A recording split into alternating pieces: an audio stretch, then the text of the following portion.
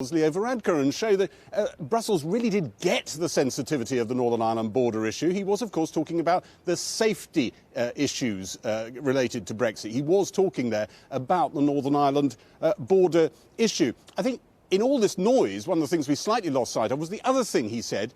He's been seen as almost the last person holding a candle for the idea that Britain might stay inside the EU in the whole sort of Brussels circles.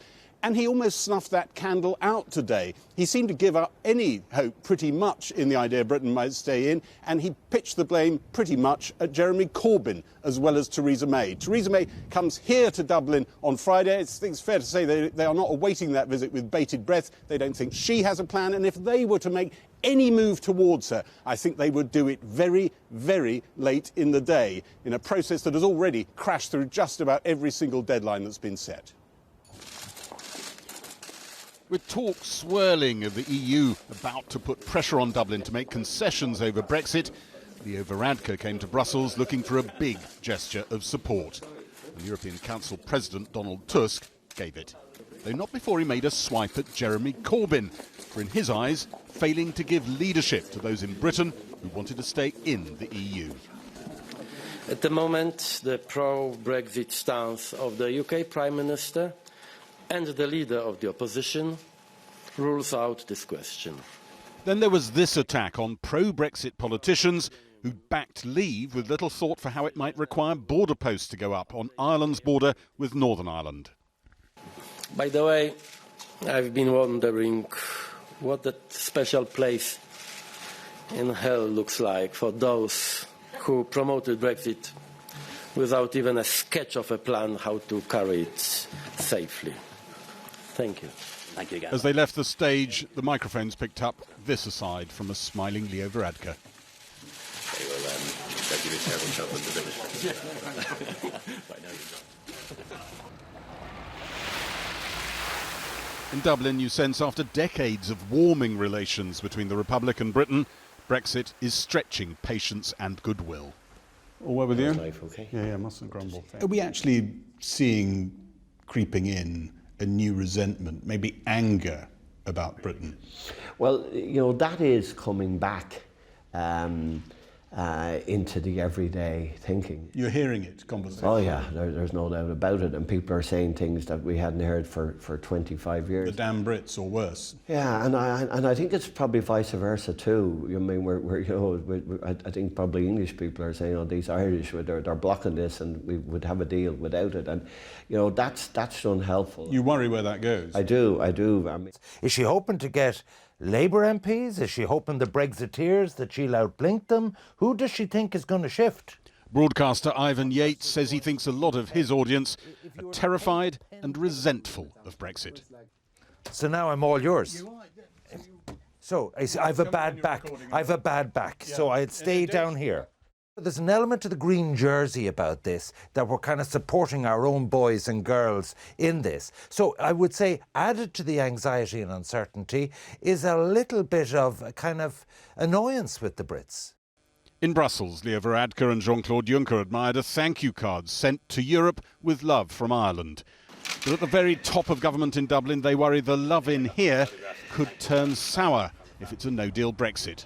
The EU demanding border checks between two regulatory systems, north and south. If it happened, everyone would be saying on the Friday, you know, our position is no border.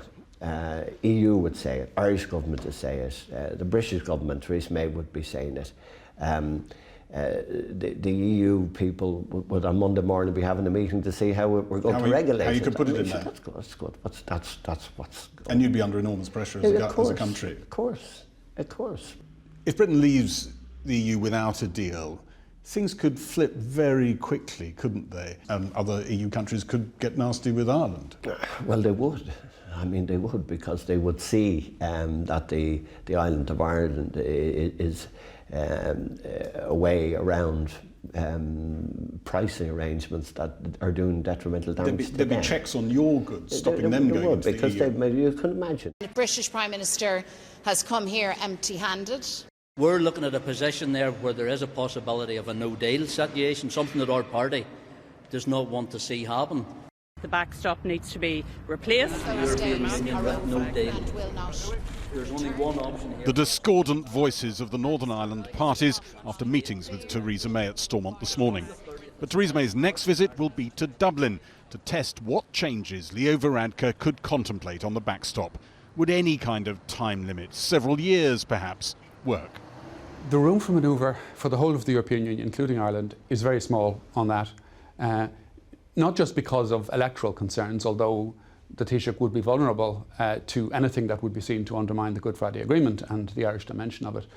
But it's also a matter of fundamental principle that the Good Friday Agreement is one of the two great peace processes of modern history, the other one being the European Union itself, although that isn't often recognised in the British debate. I think there's no problem saying that the backstop should be temporary, but But if you put a time limit on it? No, you can't put a time limit. Even if it's quite a few years? No, you can't, unfortunately. Nobody trusts the British to stick with it? Well, the Boundary Commission was in 1925 and we trusted them, but I don't want to go back to that. For 2 decades, Ivan Yates was a member of the Dáil in Leo Varadkar's party. I was Minister for Agriculture and President of the European Council, so I understand how both Europe and British politics work. I think there is a tendency that at the end of the day, a deal will be done. You're back on air, I think. I think so. Thank you, Ivan. OK, I hope that worked for you. 3, 2, 1, go. Trinity College Dublin Athletics Club training night. You don't sense they'll be lining the streets with flags when Theresa May turns up on Friday. Do you think Leo Varadkar's got room to give us some significant concessions, or the Irish people don't want him to? I don't think the border is negotiable. I think that's what it comes down to. It's got to be a backstop forever. There can't be a border, end of, that's... How do I start? You know, there can't be a border. Ireland's peace relies on it. He should try and very much stick to the way the deal is and not deviate too much from what is already in. I'm doctor, so I was thinking of applying to a training scheme in the UK, and I suppose it would maybe give me second thoughts about it.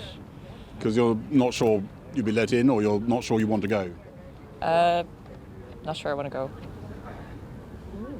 Changed your view of the country a bit? A little bit. Dublin is waiting to see what, if anything, MPs will really back. This week's talks look like being a moment when little changed, except the ticking clock. Well, one Brexiteer MP, Peter Bone, was so offended by Donald Tusk's comments, he raised a point of order in the House of Commons to complain. This was the Speaker, John Bercow's response. I was not hitherto conscious that the honourable gentleman, the member for Wellingborough, was notably sensitive, that he was in any sense a delicate flower. And Mr Bone joins us now from Westminster. Why are you so upset? I mean, Donald Tusk was talking about the clueless Brexiteers who didn't have a plan. You're not one of those, are you? I think the reason to be upset, and I'm surprised that I haven't heard any condemnation from your reporter on it, is to suggest reporters don't condemn things, they just report them.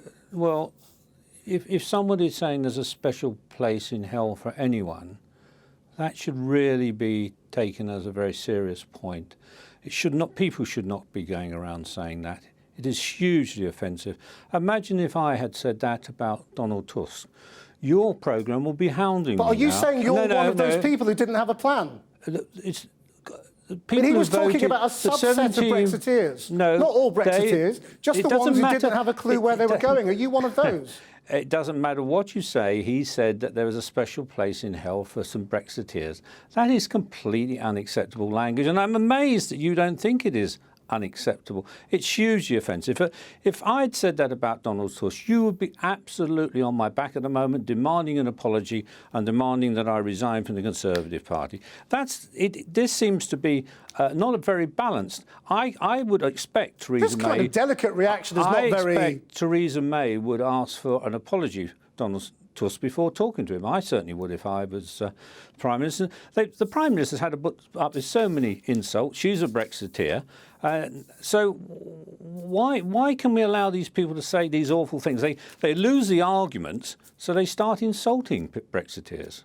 They're insulting, basically, people who voted for Brexit. Well, maybe it means there is no compromise to be had. Maybe it means they've had enough.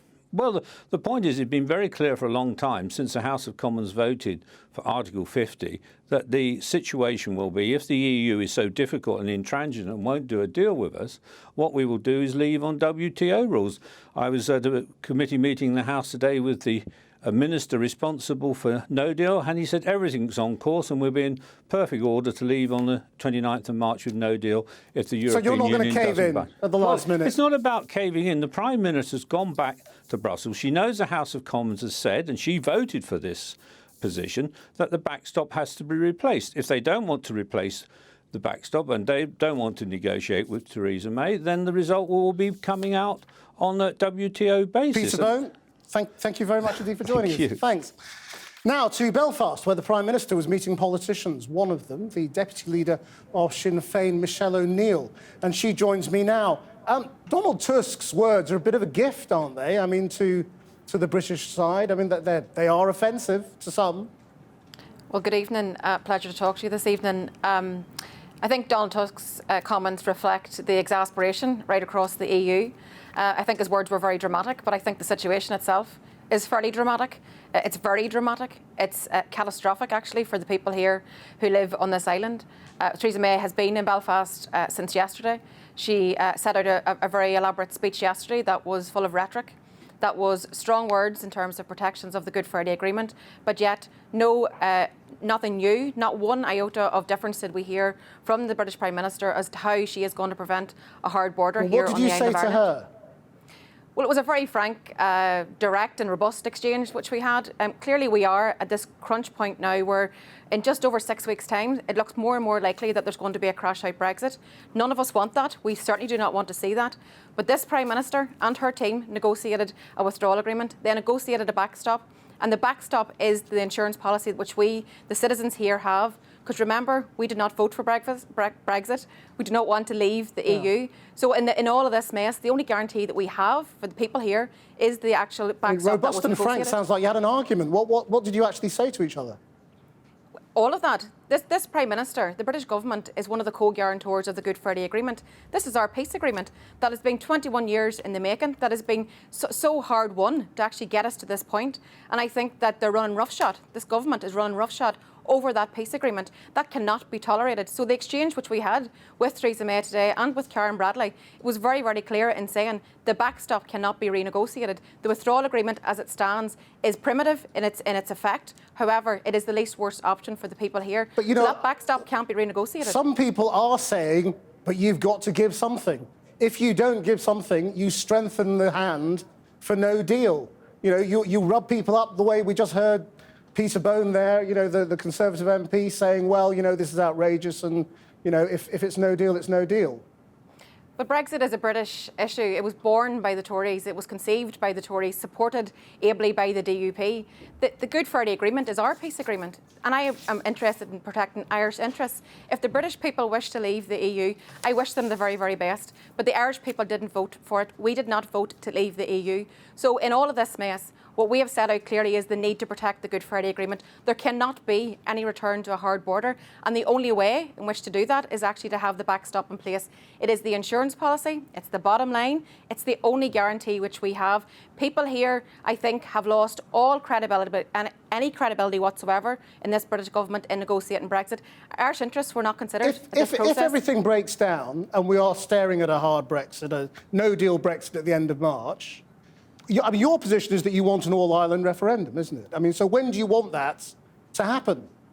Well, let's be very clear. We're Irish Republicans. We will always articulate the case for a unity referendum, and that'll be part and parcel. It's not dependent on Brexit. However, but when? In the event of a crash-out, then it's absolutely incumbent upon the British government and the Irish government to work together to bring about that unity referendum. That's what's built into the heart of the Good Friday Agreement, the principle of consent. The jeopardy that's going to be caused to this island... Do you mean before Brexit or after? After, in the event of a Brexit, in the event of a crash-out, which is looking increasingly likely, I think that it is incumbent upon this government to put the question to the people. That's what's written into the Good Friday Agreement. It'll be the people in this island who will decide their future. The jeopardy to the economy, the jeopardy to prosperity, the jeopardy to the peace process is very real. Thank you very much indeed for joining us.